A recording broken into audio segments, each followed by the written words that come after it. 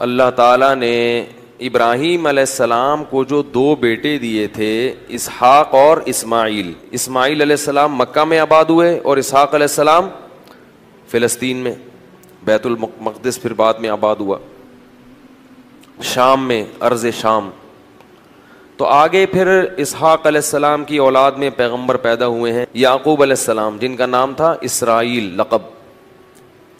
پھر ان کے بیٹے تھے یوسف علیہ السلام جو مصر میں تھے، واقعہ بتائیں، مصر چلے گئے تھے، بادشاہ بن گئے تھے. پھر آگے مصر میں ہوتے ہوتے ہوتے ہوتے بنی اسرائیل پر فرعون غالب آ گیا. مصر کے بادشاہ کو فرعون کہا جاتا تھا، جو بھی ہوتا تھا بادشاہ، اس لیے بہت سارے فرعون گزرے ہیں. لیکن قرآن نے جس کا واقعہ بیان کیا یہ وہ فرعون تھا جو بنی اسرائیل کو جس نے غلام بنا لیا تھا اور بہت طاقتور بادشاہ تھا. یہ چونکہ یہ واقعہ جب تک پیغمبروں کا پورا سلسلہ معلوم نہیں ہوگا نا تو بات سمجھ میں نہیں آئے گی. تو بنی اسرائیل کو پھر فرعون سے نجات ملی، صحیح ہے. پھر اللہ نے بنی اسرائیل سے کہا کہ اللہ نے فرعون کو تو خود غرق کر دیا، اب تمہارے پاس ایک حکومت آئی ہے، ریاست آئی ہے، اللہ کی کتاب بھی آ گئی، اب تم جہاد کرو، اب تم اپنے پرانے وطن جاؤ. وہاں قوم عمالقہ کا قبضہ ہو گیا ہے، جہاں سے یعقوب علیہ السلام کو نکالا گیا تھا نا، بیت المقدس. ادخلوا الارض المقدسۃ التی کتب اللہ لکم، ارض مقدس، جیسے اللہ نے مسلمانوں کا مرکز مکہ کو بنایا ایسے اللہ نے بنی اسرائیل کا مرکز بیت المقدس کو بنایا تھا کہ پیغمبروں کا جائے وطن بیت المقدس ہے، مصر نہیں ہے. یہاں تو کسی ایک وجہ سے آ گئے تھے، اب اس علاقے پہ قبضہ کرو اور بیت المقدس کو آزاد کراؤ، وہاں تمہاری خلافت قائم ہوگی، پھر وہاں سے پوری دنیا میں جہاد ہوگا، کیونکہ دین برحق اس وقت وہی تھا. اس لیے بیت المقدس کی بڑی فضیلت ہے، ہزاروں پیغمبر دفن ہیں وہاں پہ.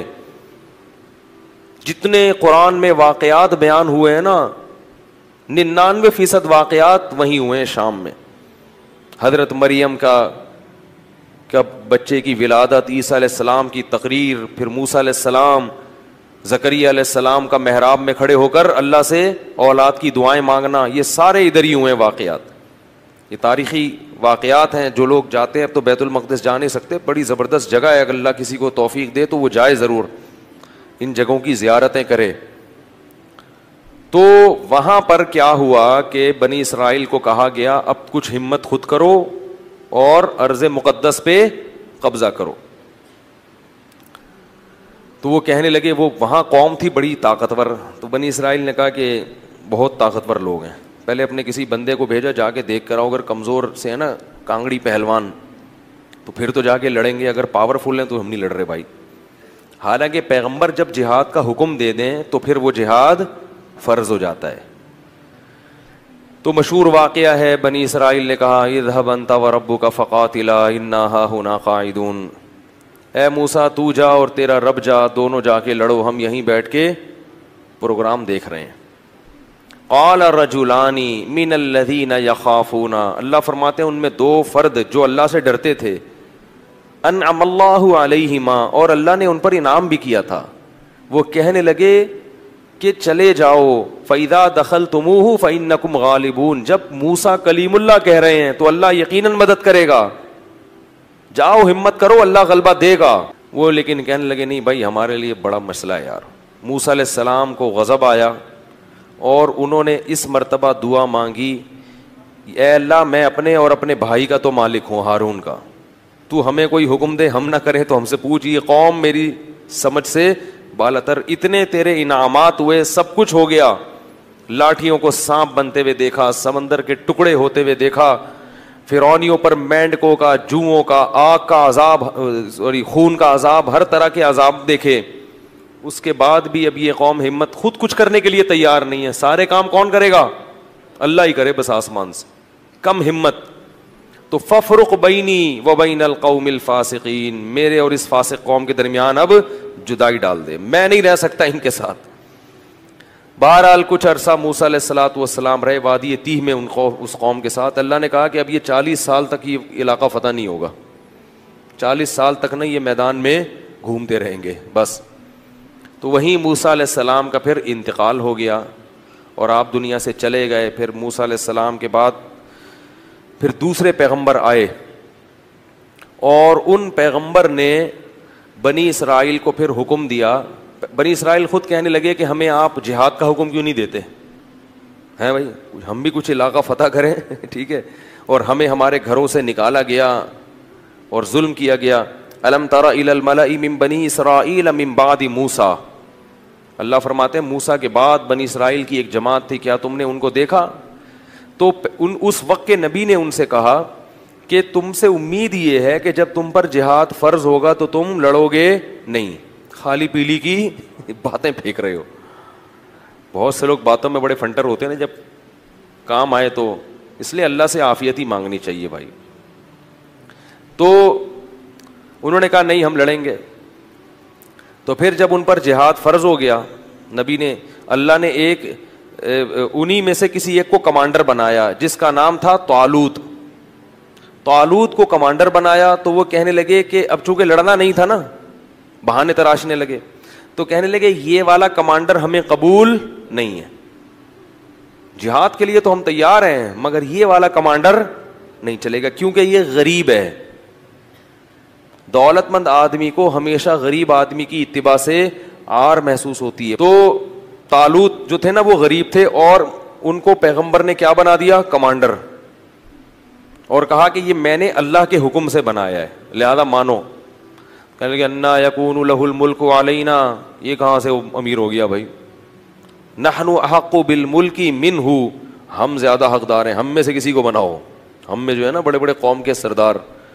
تو نبی نے کہا کہ نہیں, یہ سلیکشن اللہ کی طرف سے ہے. اور ان کے برحق ہونے کی ایک علامت یہ بھی ہے کہ حضرت موسیٰ اور ہارون علیہ السلام کی کچھ یادگاریں, کچھ تبرکات, جو ان کی کچھ اشیاء تھیں.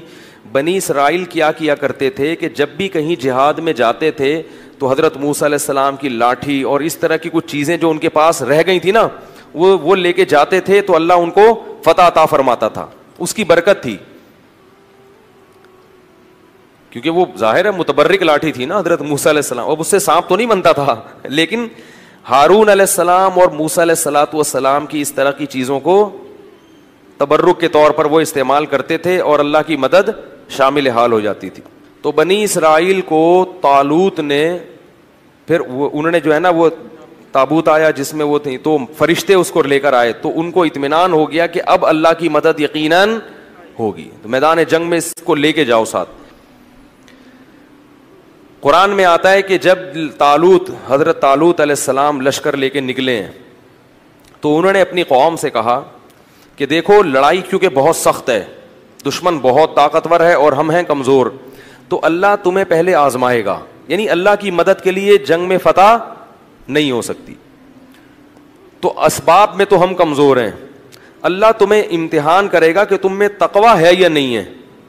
اس امتحان میں کامیاب ہو گئے تو جو کامیاب ہوں گے ان کو تو فتح ملے گی, اور جو اس امتحان میں کامیاب نہیں ہوئے وہ کیا کھائیں گے؟ شکست کھا کے بھاگ جائیں گے, وہ لڑنے کی طاقت نہیں رہے گی.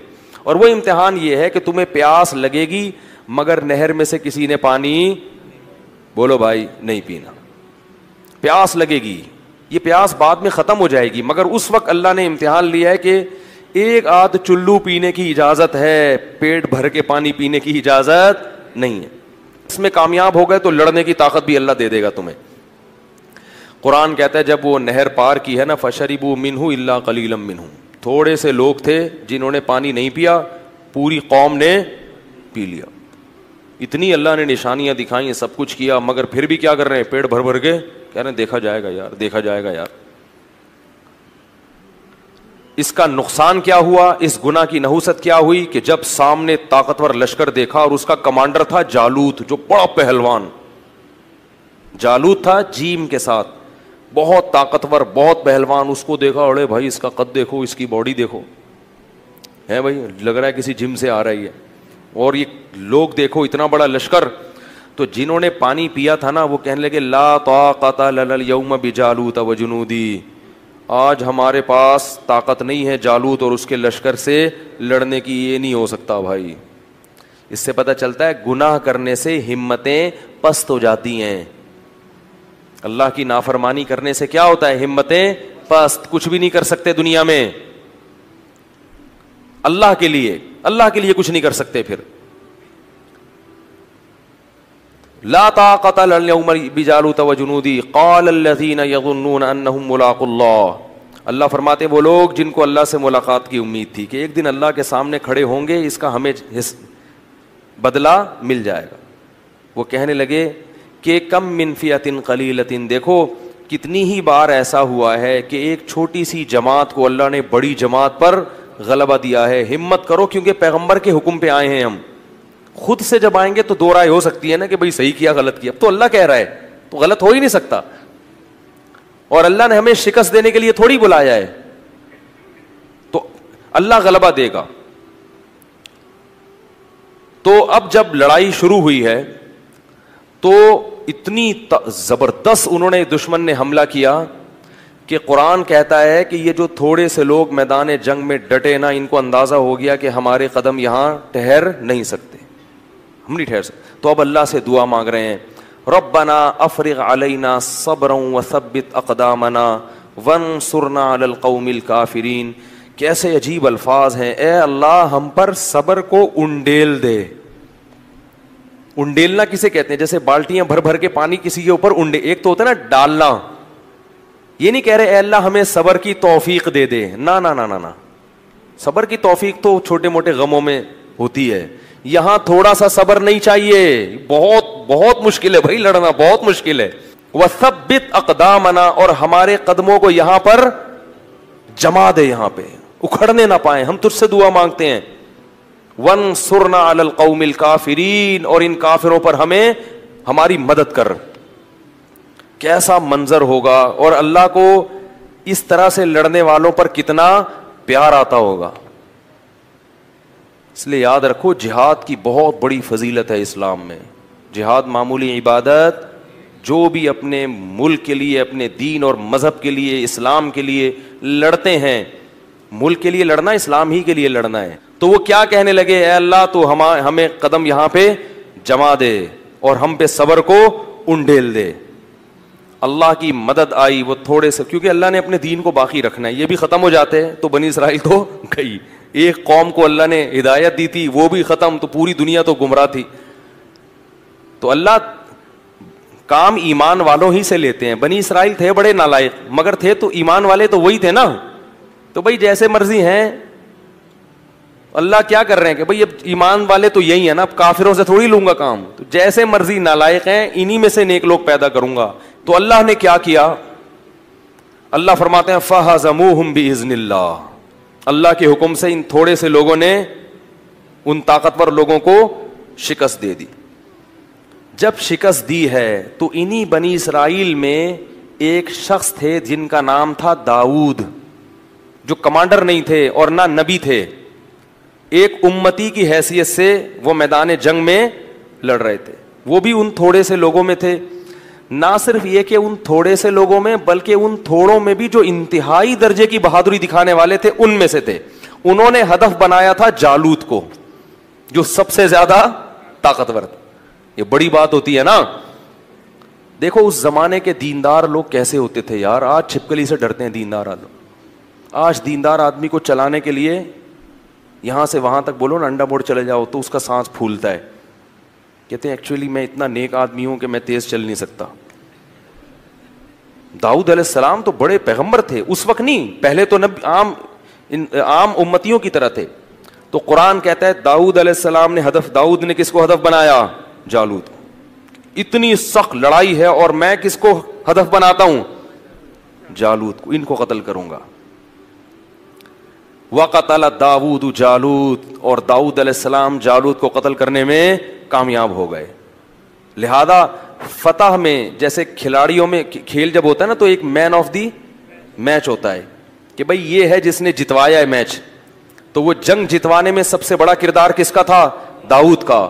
اللہ فرماتے ہیں آتاہ اللہ الحکمہ، اللہ نے آپ کو نبوت عطا کر دی. کیا عطا کر دی؟ نبوت. اور اس کے بعد سے کمانڈ کس کے پاس آ گئی؟ کیونکہ لڑنے کے لیے کمانڈ کے لیے صرف نیک ہونا کافی نہیں ہے, جنگ کا تجربہ ہونا, بہادری ہونا, یہ بھی بہت زیادہ ضروری ہے. لوگ کیا کہتے ہیں کہ کمانڈر بناؤ صرف نیک آدمی, نیک ہونا کافی نہیں ہے. ہمیشہ ایسے کو کام اس کے ذمے سونپا جاتا ہے جو اس کام کا اہل بھی ہوتا ہے. تو اللہ تعالیٰ فرماتے ہیں ان کو کمانڈر بنا دیا گیا, اور اللہ نے ان کو کیا عطا کر دی؟ حکومت اور نبوت. نبی بھی بن گئے اور کمانڈر بھی بن گئے. اب بیت المقدس پہ قبضہ ہو گیا, اور داؤد علیہ السلام کی بنی اسرائیل کے ذریعے فلسطین میں کیا قائم ہو گئی؟ خلافت, بنی اسرائیل کی خلافت.